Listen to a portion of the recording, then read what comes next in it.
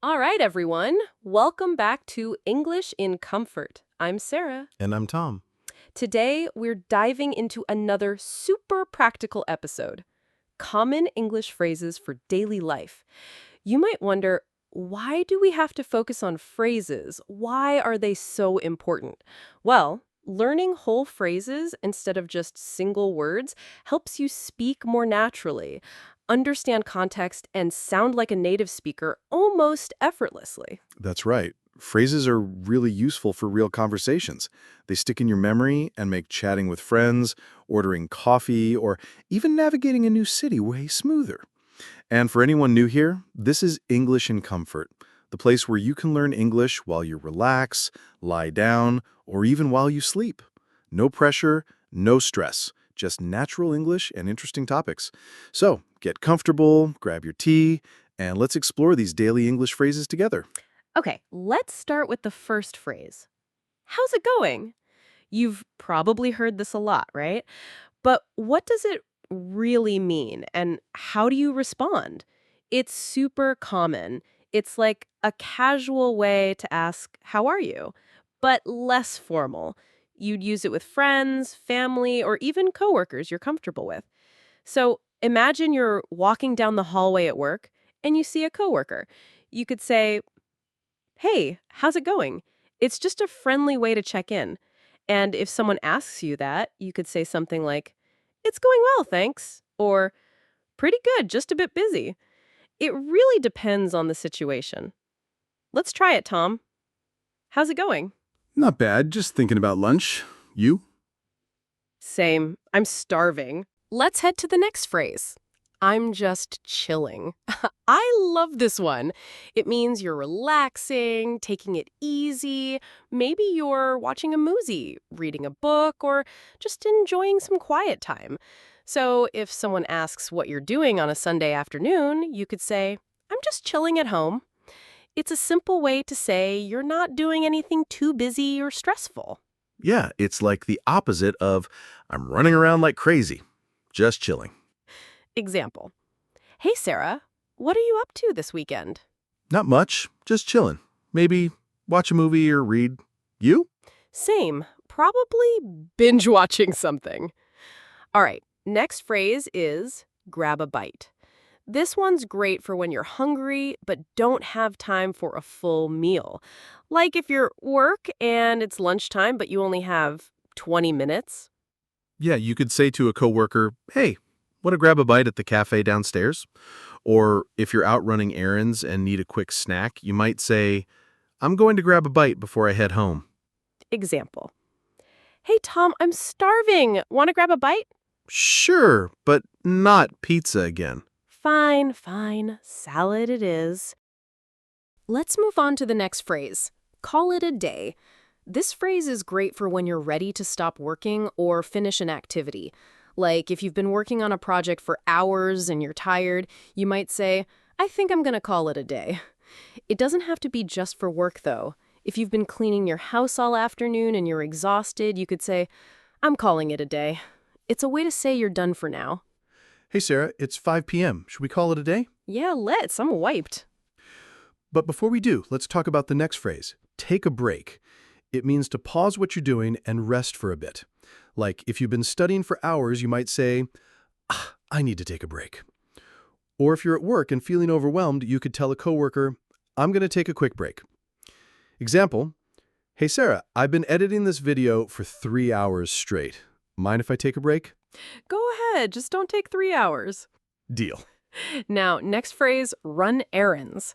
If someone asks what you're doing this afternoon, you could say, I need to run some errands.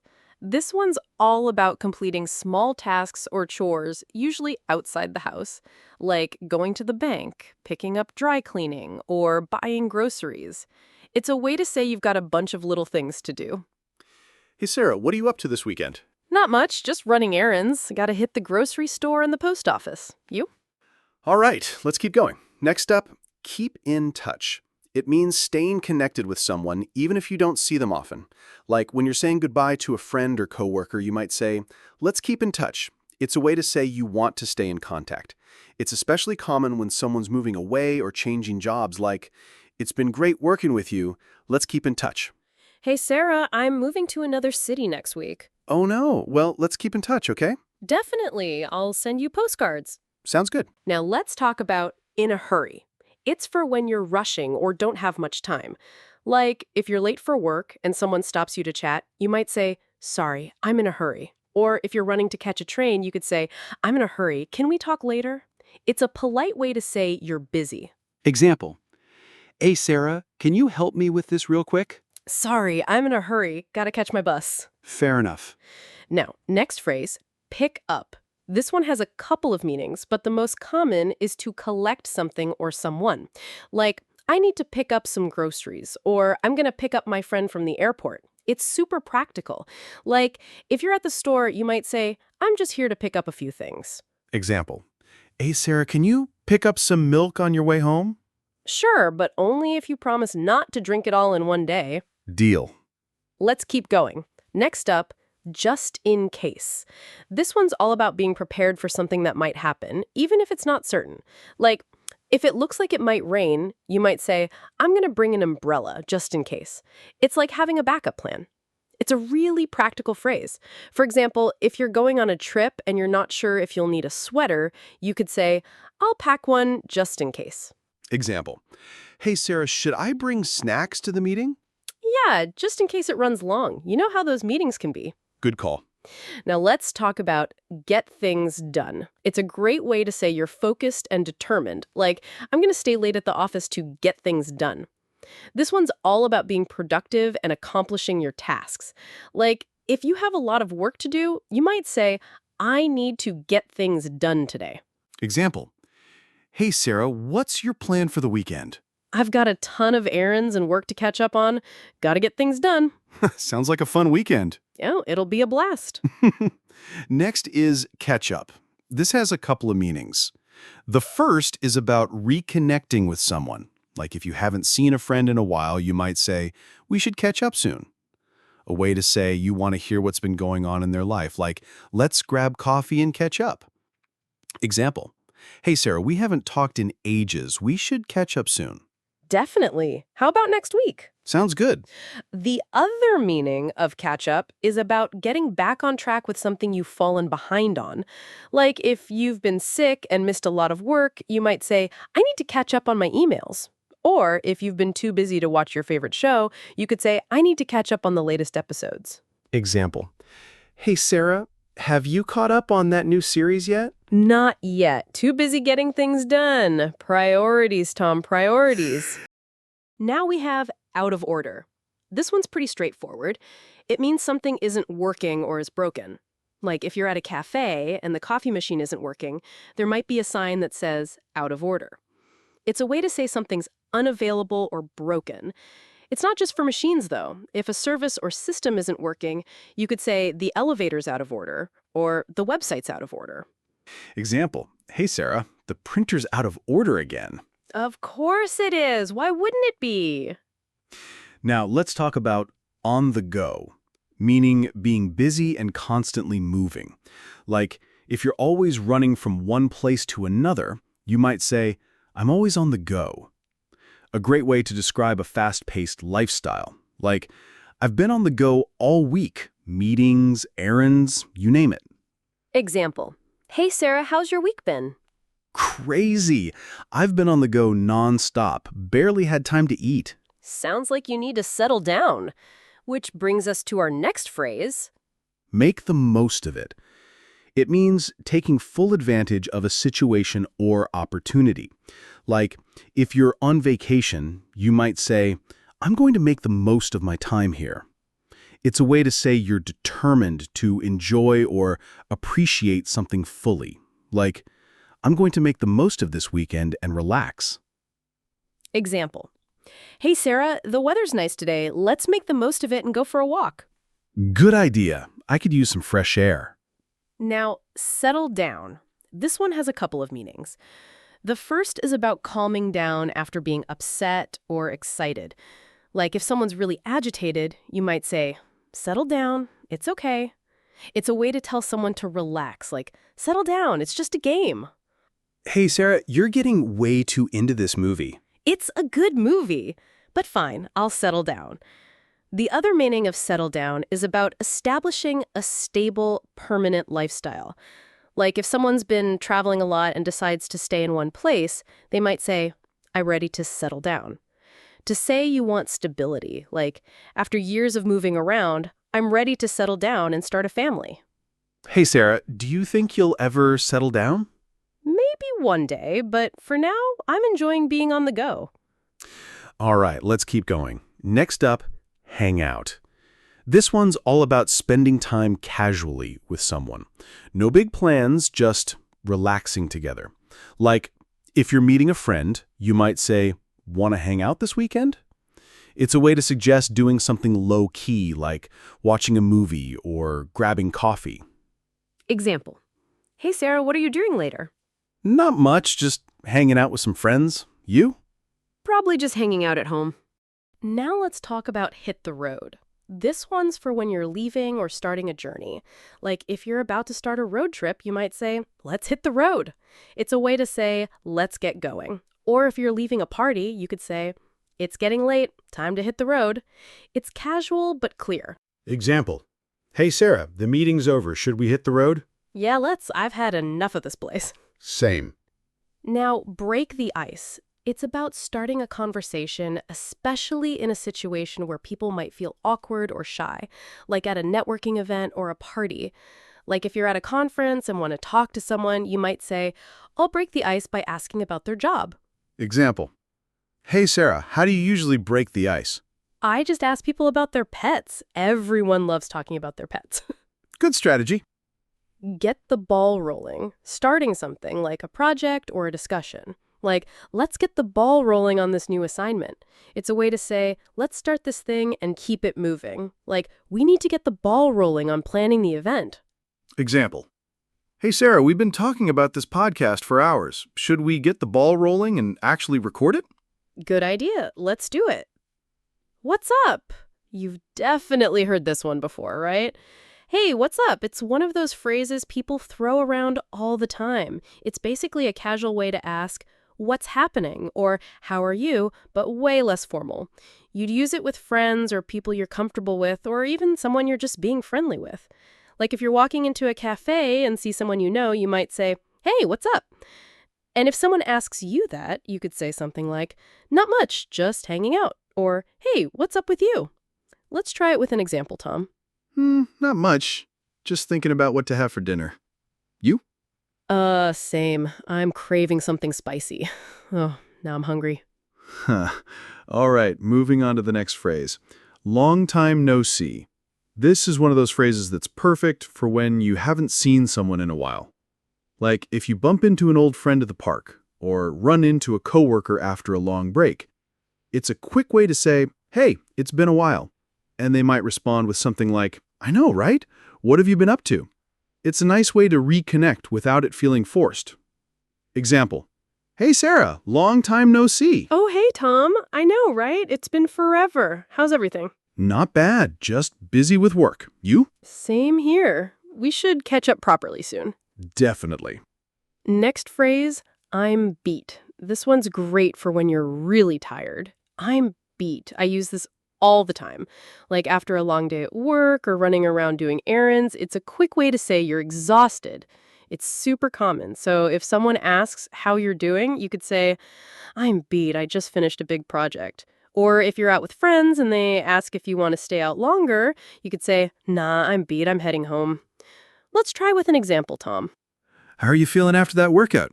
I'm beat. I need a nap. Oh, same. I also need a nap. All right, let's move on to our next phrase, it's on me.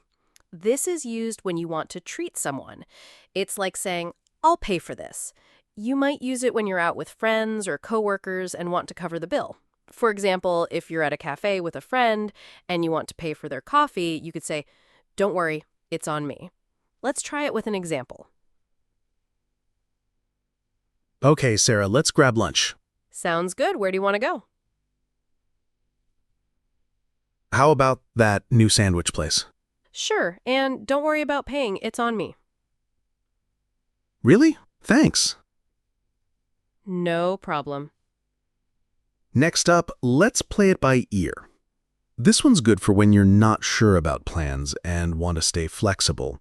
It's like saying, let's see how things go and decide later. You might use it if you're not sure what time you'll be free, or if the weather might affect your plans. For example, if a friend asks, what time should we meet tomorrow? And you're not sure, you could say, let's play it by ear. I'll text you in the morning. Or if you're planning to go to the park but it might rain, you could say, let's play it by ear and see how the weather looks. Let's try it. Sarah, do you want to meet up after work? Sure, but I'm not sure what time I'll be done. Let's play it by ear. Sounds good. Just let me know. The next phrase is, I'm feeling under the weather. This one's great for when you're not feeling well. It's a polite way to say you're sick or not feeling 100%. You might use it if you need to call in sick to work or cancel plans. For example, if a friend asks how you're doing and you're not feeling great, you could say, I'm feeling a bit under the weather today. Let's try it. Sarah, are you coming to the meeting? Actually, I'm feeling under the weather, so I think I'll stay home. Oh, no, feel better soon. Thanks. Let's move on to our next phrase. Let's hit the hay. This one's great for when you're ready to call it a night and go to bed.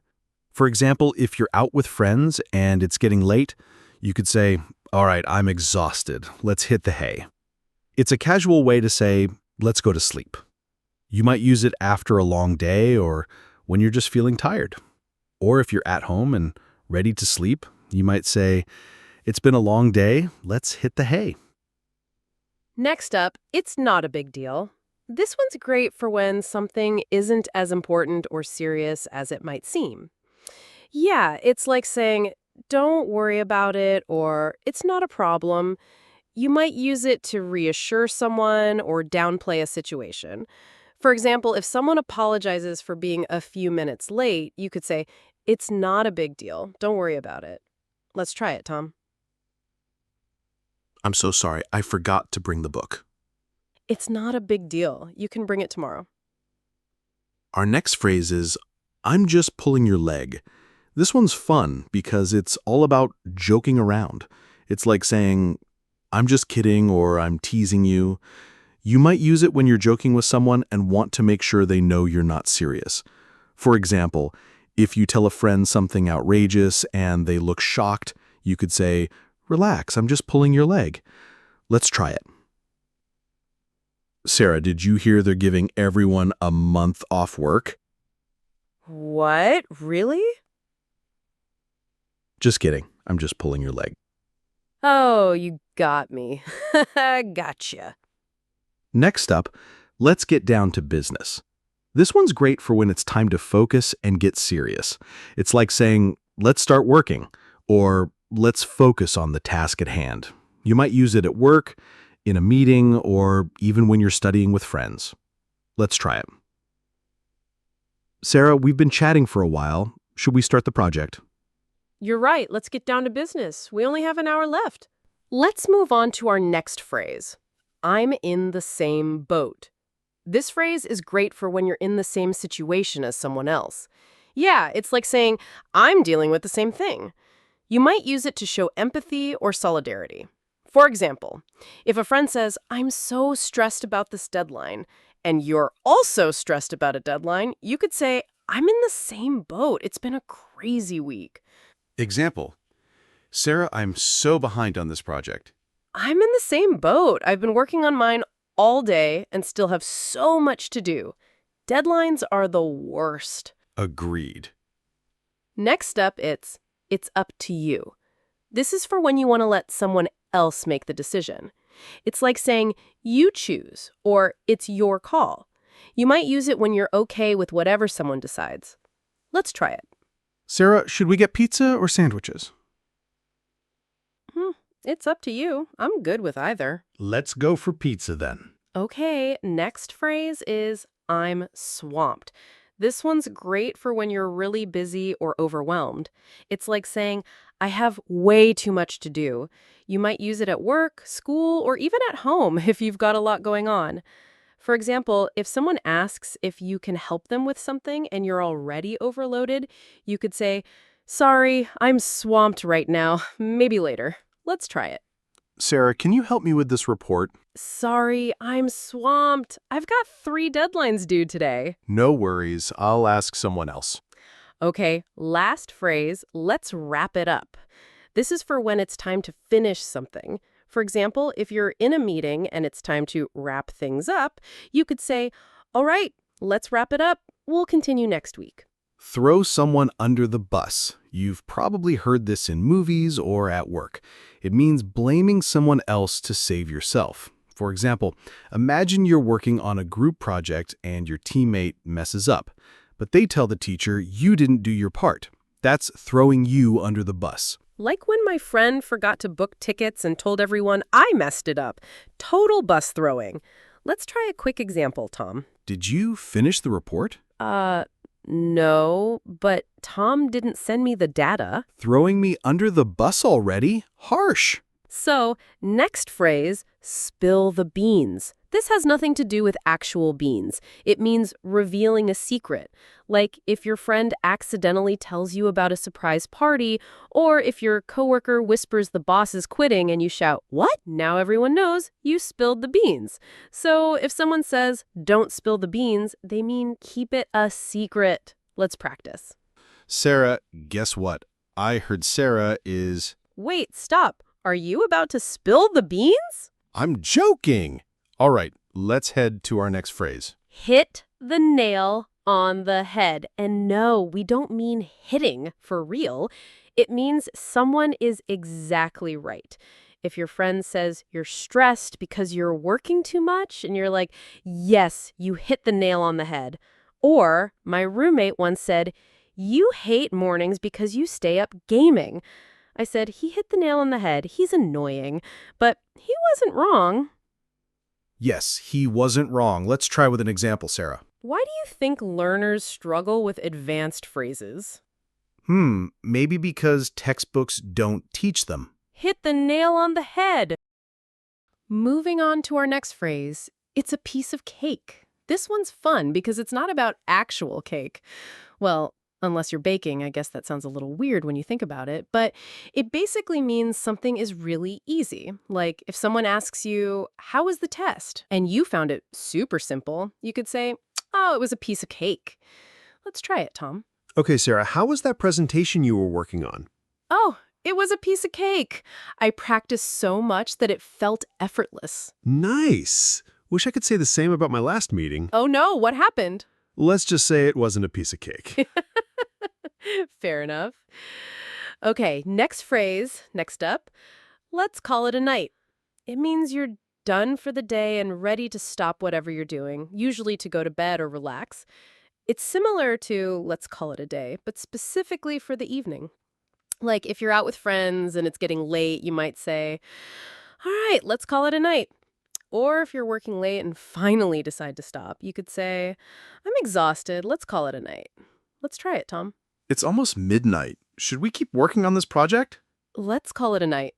We can finish it tomorrow. Agreed. My brain's officially done for the day. But I'm running late, which is our next phrase. This is super useful for those days when everything seems to take longer than planned, right? It's a quick way to say you're behind schedule. Like if you're supposed to meet someone at 3, but you're still at home at 2:45, you might text them, "Hey, I'm running late. I'll be there in 20 minutes." It's a polite way to let someone know you're not going to be on time. You could also use it at work if you're stuck in traffic and need to let your boss know. Let's try it. Tom, are you ready to leave? We're supposed to be there in 15 minutes. "Oh no, I'm running late. I just need to grab my bag and then we can go." All right, hurry up. I'm coming.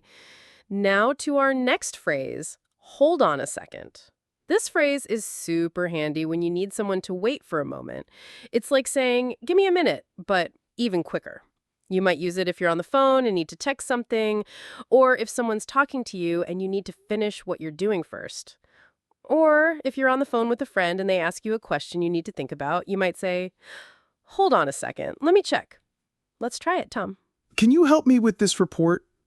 "Hold on a second, I just need to send this email." No problem. Next up, it slipped my mind. This one's perfect for those moments when you forget something. Yeah, it's a casual way to say, I forgot. Like if someone asks, did you send that email? And you realize you didn't, you could say, oh no, it totally slipped my mind.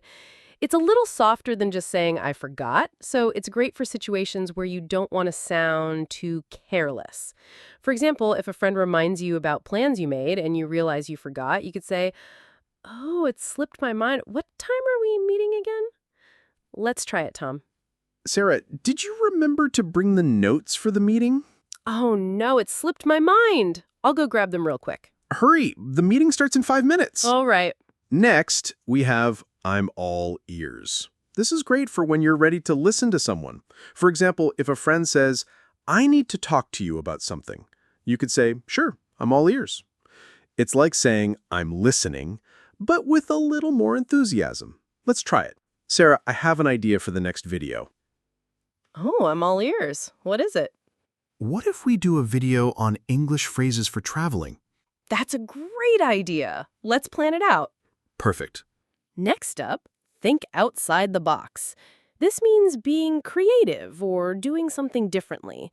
Like if you're stuck on a problem at work and your boss says, let's think outside the box. Or imagine you're writing an essay and your teacher says, don't just repeat the textbook, think outside the box. If someone says this, they want you to get creative. Let's try an example, Tom. How do I fix my terrible Wi-Fi? Call the provider? Boring. Think outside the box. Maybe move the router or use a tinfoil antenna or just stop streaming cat videos the whole day. All right, next phrase. Take it with a grain of salt. It means don't believe something completely. Like, if your friend says this app will make you fluent in a week, you should take what he said with a grain of salt. My cousin says the new cafe has magic coffee. I'd take it with a grain of salt. Yeah, their magic coffee tastes like muddy water, trust me. I rarely take advice like these from my friends, like once in a blue moon. Once in a blue moon, which is our next phrase, it means something happens very rarely. Like, I eat fast food once in a blue moon, or my cousin calls me once in a blue moon. She only calls when she needs something. So you use this for things you do almost never. Let's try with another example, Tom. How often do you go to the gym? Once in a blue moon, and then I regret it for days. Same here. Let's move on to our next phrase. On the same page. This means everyone agrees or understands the plan. Like when you're planning a trip with friends and someone says, let's make sure we're all on the same page about the budget. Oh, like last week when I thought camping meant a cabin with Wi-Fi and my friend brought a tent. We were not on the same page. Example, Sarah, what's our plan for the podcast next week? Record a video? Details, Sarah. See? Not on the same page. We need to discuss it later. Fine, fine. Next up is cutting edge. It means super modern or advanced. Like, this phone has cutting edge tech, or the hospital uses cutting edge treatments. But it's not just tech. My friend calls her new baking oven cutting edge because it has 20 settings. My sneakers are cutting edge. They've got this weird gel that's supposed to make me run faster. I still hate running, though. Next phrase, back to the drawing board. It means starting over after a failure. Like if your cake burns, you sigh and say, back to the drawing board. Or when I tried to fix my bike and it literally lost a wheel. Yeah, back to the drawing board. Let's try it with an example, Tom. How's your Learn Spanish in a Week plan going? Hola? That's it. Back to the drawing board. Next, burn the midnight oil. This means working late into the night, like when you're studying for an exam or finishing a big project, or when you stay up until 3 a.m. trying to fix your laptop. I was burning the midnight oil and also burning my brain. Let's try an example, Tom. Why do you look so tired? I was burning the midnight oil playing video games. Don't judge me. The next phrase is, the ball is in your court. No, this isn't about tennis. It means it's your turn to decide or act. Like if your boss says, I've given you the data, now the ball's in your court. Or if your friend says, I've invited everyone to the party, the ball's in your court to bring snacks. Let's practice. Okay, Sarah, I've booked the tickets. The ball's in your court to plan the rest. Wait, what? I thought you were handling that. Nope, ball's in your court. Next phrase is cost an arm and a leg. This means something is very expensive. Like, this designer bag cost an arm and a leg. Or, my gym membership cost an arm and a leg, and I haven't gone in months. Let's try an example, Tom. Why didn't you buy that new phone? It cost an arm and a leg. I'd have to sell my actual arm to afford it. Fair, but maybe stop buying $10 smoothies every day. Hey, those smoothies are essential. Next, we have sit on the fence. This means you can't decide or you're staying neutral. Like when your friends ask, pizza or burgers? And you say, I don't know, both. You use this when you're undecided. For example, I'm sitting on the fence about which movie to watch. Or my boss is sitting on the fence about the new project. He can't decide if it's worth it. Next up, bite the bullet. This means doing something difficult or unpleasant because you have to, like going to the dentist or having an awkward conversation. Use this for things you've been avoiding, like when you finally clean out your closet because it's overflowing. You don't want to, but you bite the bullet and just do it. Let's try an example. Sarah, have you told your cousin she can't borrow your car anymore? I'm biting the bullet this weekend. In a nutshell, this means summarizing something in a few words. Like, in a nutshell, the movie was about love, robots, and explosions. Or, in a nutshell, my weekend was laundry, Netflix, and too much coffee. Or, in a nutshell, the diet plan failed because cookies. Use this to keep things short and sweet. Take it easy. This phrase is good for when someone is stressed, rushing, or working too hard. It's like saying, relax, or don't worry. Imagine your friend is panicking about a deadline. You could say, hey, take it easy. You've got time. Let's try it.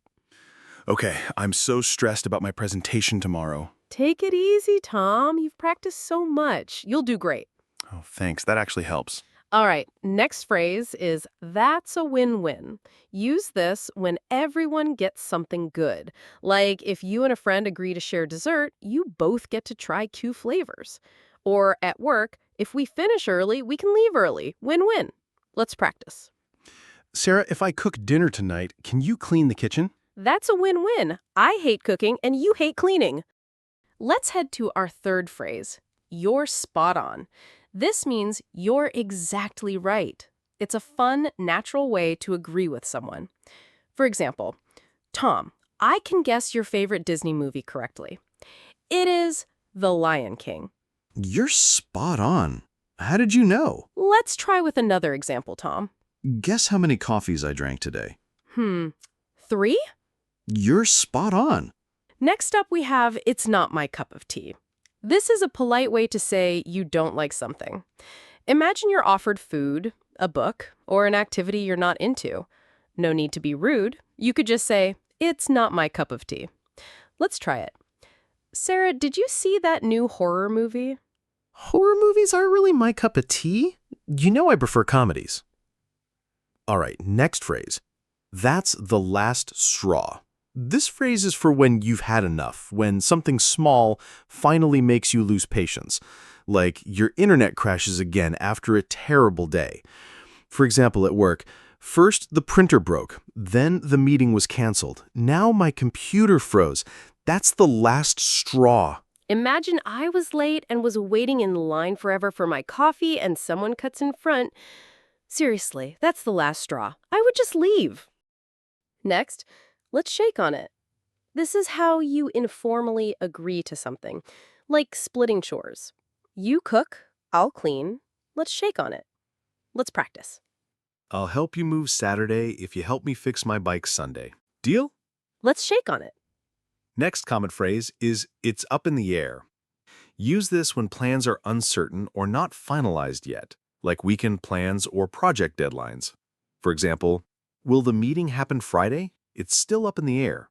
Or on travel. Our flight might be delayed. Everything's up in the air right now. And that's it. Thank you for joining us today. If you found these daily life English phrases helpful, share this episode with a friend. These everyday phrases will help you feel more confident in daily conversations. If you want more listening and speaking practice, hit subscribe so you won't miss an episode. Thanks for listening, everyone. Keep practicing, keep learning, and take care.